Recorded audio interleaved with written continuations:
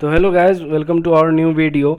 इस वीडियो में हम लोग बात करेंगे कि डिफेंस लाइन में कैसे जा सकते हैं। अगर आप डिप्लोमा किए हुए हैं तो आप डिफेंस लाइन में कैसे जा सकते हैं उसके बारे में। ठीक है, तो जैसा कि हम लोग जानते हैं कि डिप्लोमा के बाद डिफेंस में जो जा सकते हैं वो सिर्फ मेल ही जा सकते हैं। तो फीमेल के लिए ये नहीं है, सिर्फ मेल के लिए है।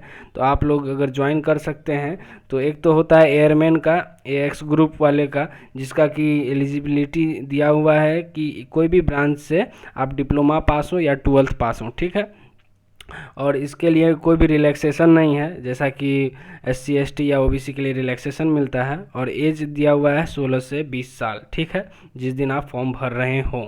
और एक पोस्ट निकल के आती है कोस्ट गार्ड यांत्रिक। ठीक है, ये एक तरह से टेक्निकल ही जॉब है JEE का। और इसमें जो एलिजिबल हैं वो डिप्लोमा वाले ही, सिर्फ 3 ही ब्रांच, इलेक्ट्रिकल, मैकेनिकल और इलेक्ट्रॉनिक्स। समझ में आ रहा है ना। कंप्यूटर साइंस और सिविल के लिए ये जॉब नहीं है। और इसमें एलिजिबिलिटी जो है मतलब एज जो है वो 18 से 22 साल है। अगर आप OBC हैं तो आपका ये 25 तक हो जाएगा, मतलब 3 साल का आपको रिलैक्सेशन दिया जाएगा। और SC ST वालों के लिए 5 साल, मतलब आप 27 साल तक ये जॉब के लिए एलिजिबल हैं। समझ में आ गया। तो इसी के साथ हम लोग और आगे वीडियो देखते हैं। तो जैसा कि इंडियन एयरफोर्स में, ठीक है ना, इंडियन एयरफोर्स में हम लोग थोड़ा सा इसका नोटिफिकेशन पढ़ के आप लोगों को समझा देते हैं। तो इसमें जो है आप लोगों को क्या क्या चाहिए होता है, देखिए यहाँ पे दिया हुआ है ना एलिजिबिलिटी। बहुत सारे बच्चे कंफ्यूज रहते हैं, तो इस वीडियो को पूरा देखिए और अच्छे से समझिए कि क्या क्या स्कोप है डिफेंस में, कैसे क्या होता है। तो इसमें या तो आप 10+12 हो या नहीं तो इक्विवेलेंट हो, मतलब 3 इयर्स इंजीनियरिंग डिप्लोमा। ठीक है ना। तो उस हिसाब से आप लोग ये वाला फॉर्म भर सकते हैं। और ये जो पॉलिटेक्निक होना चाहिए वो गवर्नमेंट रिकॉग्नाइज्ड है। तो आप लोग तो गवर्नमेंट रिकॉग्नाइज्ड पॉलिटेक्निक से ही पास किए हुए हैं, तो आप लोग एलिजिबल हैं। ठीक है ना। तो बाकी और बेसिक सारी चीज़ें हैं, ये सब आप लोग पढ़ लीजिएगा। मैं नीचे लिंक प्रोवाइड कर दूंगा PDF, आप लोग PDF खोल के उसको अच्छे से पढ़िए। और हाइट वेट वगैरह जो भी दिया हुआ है वो सब अच्छे से पढ़िए। तो ये था एक्स ग्रुप का। अब हम लोग देखते हैं यांत्रिकी वाला। ठीक है ना, coast guard ministry of defence में जो आता है। ठीक है ना। तो जो डिप्लोमा होल्डर्स के लिए ये होता है, एक अपॉर्चुनिटी है जो कि यांत्रिक की पोस्ट निकलती है। तो ये मार्च के सीज़न में, मतलब मार्च के टाइम में आता है। तो अभी तो नहीं आएगा, मार्च में आप लोगों को ये पोस्ट आएगा। तो आप लोग उस समय ज़रूर भरिएगा इसको। और बहुत कम बच्चे भरते हैं और इसमें सिलेक्शन का चांस ज़्यादा रहता है। तो इसमें आप लोगों को क्या चाहिए, एजुकेशनल क्वालिफिकेशन। आपको इसमें बस इलेक्ट्रिकल, मैकेनिकल और इलेक्ट्रॉनिक्स एंड कम्युनिकेशन वालों के लिए ये जॉब है। ठीक है। तो बाकी जो आप सिविल अगर हैं या फिर कंप्यूटर साइंस है तो आप ये जॉब के लिए एलिजिबल नहीं होते हैं। और आपका एज 18 से 22 साल जैसा कि मैंने बता दिया है। और 3 साल का रिलैक्सेशन OBC वालों के लिए, 5 साल का रिलैक्सेशन SC ST वालों के लिए। अब आगे देखते हैं हम लोग बीटेक के बाद आप लोग किस किस जॉब के लिए, वो तो था डिप्लोमा बेसिस पे। अब बीटेक आप लोग कर लीजिएगा तो उस बेसिस पे आप लोग कौन कौन से फॉर्म भर सकते हैं डिफेंस लाइन में जाने के लिए। तो उसमें आप तो एक है UES, यूनिवर्सिटी एंट्री स्कीम। तो उसमें आप जैसे कि नवल एकेडमी वगैरह ये सब होता है ना, तो उसमें आप एंटर हो जाइएगा। एक होता है नेवी। ठीक है, कोई भी स्ट्रीम से आप बीटेक किए हुए, कोई भी, चाहे आप सिविल से ही क्यों ना किए हों, बीटेक में आप जा सकते हैं इस लव लाइन में। ठीक है। तो और ये जो है होता है मेल और फीमेल दोनों के लिए है। ठीक है, तो इसमें चिंता वाली बात नहीं है। और एज जो होता है वह 19 to 25 ईयर्स होता है एलिजिबिलिटी। और एक CDS का भी एग्ज़ाम आता है जो कि मेल और फीमेल दोनों के लिए है। ये बहुत ही फेमस है जो, मतलब आपको पता ही होगा CDS के बारे में। और ये कोई भी ग्रेजुएट भी पढ़ सकता है। ठीक है। तो और भी होती है, जैसे शॉर्ट सर्विस कमीशन आर्मी निकालती है SSC। वो SSC ये स्टाफ सिलेक्शन कमीशन नहीं है, ठीक, कंफ्यूज मत होइएगा। और एक FCAT निकलता है, उससे भी आप जा सकते हैं। और भी बहुत सारा NCC या स्पेशल एंट्री वगैरह ये सब होती है। तो खैर हम लोग कुछ नोटिफिकेशंस देख लेते हैं। तो जैसा कि ये यूनिवर्सिटी एंट्री स्कीम वाला है, ठीक है ना। तो उसमें हु कैन अप्लाई, उसमें आप देख लीजिए यहाँ पे स्ट्रीम आपका कोई भी स्ट्रीम होना चाहिए BE या BTech में। ठीक है ना, क्योंकि कंप्यूटर साइंस वाले लोगों के लिए वो लोग आईटी ब्रांच ये सब में भी जा सकते हैं। और बाकी दो होता है, एक जनरल सर्विस, एक आईटी सर्विस।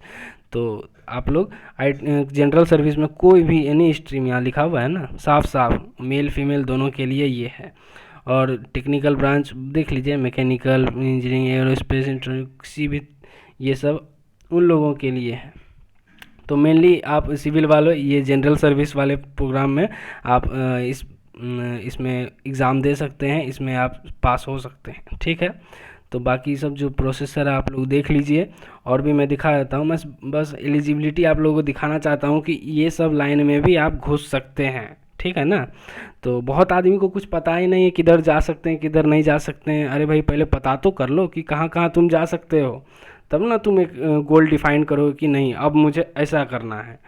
अब पता ही नहीं है, बस चले गए, जो हो रहा है धक्का मुक्की खा रहे हैं, ठीक है। उसी हिसाब से IMA, Indian naval academy, air force, ये सब में भी जाने के लिए आपको इंजीनियरिंग की डिग्री काम आएगी, आप इसमें जा सकते हैं, ठीक।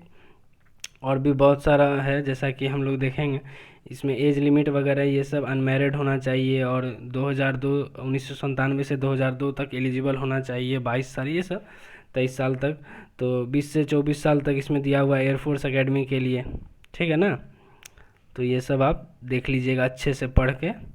और जैसे short service commission Indian army की जो निकलती है, उसके लिए क्या क्या एलिजिबिलिटी चाहिए वो सब भी आप लोग देख सकते हैं। एज लिमिट आपकी जो होनी चाहिए वह 20 से 27 साल तक होनी चाहिए, और जिस दिन आप फॉर्म भर रहे हो या 1 अक्टूबर 2020 को आपकी उतनी होनी चाहिए, ठीक है। और ये वुमेन और मेन दोनों के लिए होती है, तो इसमें कोई चिंता वाली बात नहीं है वुमेन लोगों के लिए।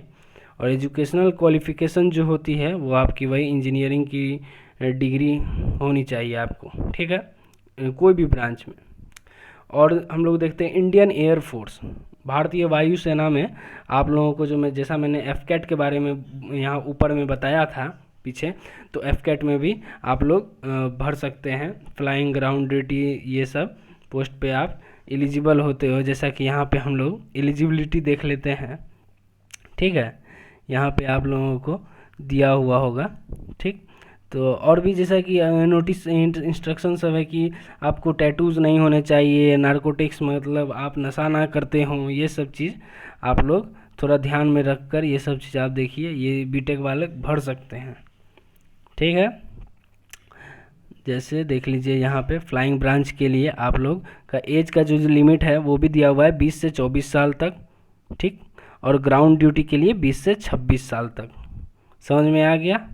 चलिए अब आगे बढ़ते हैं। मैरिटल स्टेटस ये सब वगैरह मतलब अनमैरिड होना चाहिए, ये सब चीज़ तो आप लोगों को पता ही होगी। तो और पैसा वैसा उस हिसाब से भी आपका 56,000 से 1 लाख तक मिल सकता है। और ये इस पोस्ट में इंजीनियरिंग वाले भर सकते हैं, ठीक है। तो ये सब था इंजीनियरिंग वाला। और ऊपर में जैसा मैंने बताया कि पीछे डिप्लोमा वाले के लिए क्या क्या है, ठीक है ना। तो डिप्लोमा वालों ये सब में आप एंट्री मार सकते हो, ठीक है।